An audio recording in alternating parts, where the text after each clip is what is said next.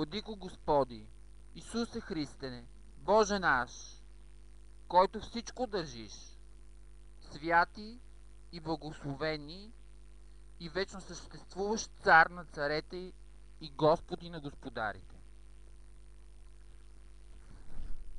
Слава на Тебе, седящия светлината пред хиляди, милиони, свети ангели, архангели. Ти знаеш тайните на смирения Твой раб Киприан. Защото преди не познавах Тебе, Господи Вседържателю, но Ти сам, Господи, Исусе Христе, повика мене, недостойния,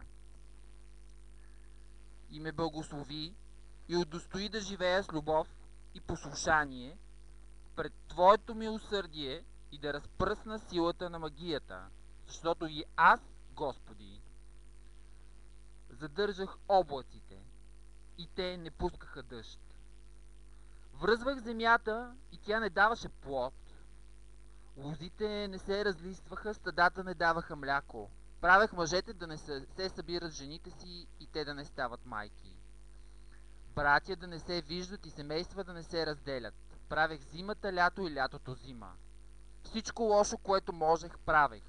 Затова, Господи, Боже наш, приеми моята смирена молитва и направи така, че който страда от лош дух или бъде омагьосан от магията, която пречи на Твоите люди и дома им.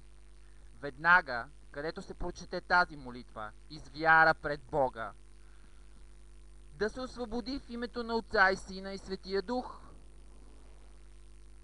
Амин.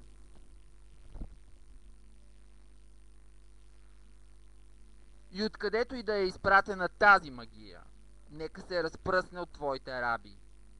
И със силата на честния и животворящ кръст, който прогонва всяка вражешка сила. Амин. Ако магията е сложена в прах, или в кожа, или в желязо, или под камък, или под земя, или под дърво, да се разпръсне като дим.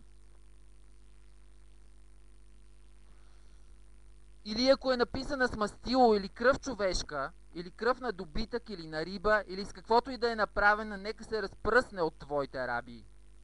И ако магията е свързана с много възли, или в кости прекарана, или в гроб презиглени уши, или в бунар хвърлена, или с каквото и да е направена, нека те се освободят Божиите раби. Ивайло и всеки, който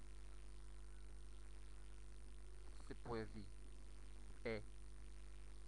и ще бъде наоколо, от всякакво зло действие на нечестивия дух.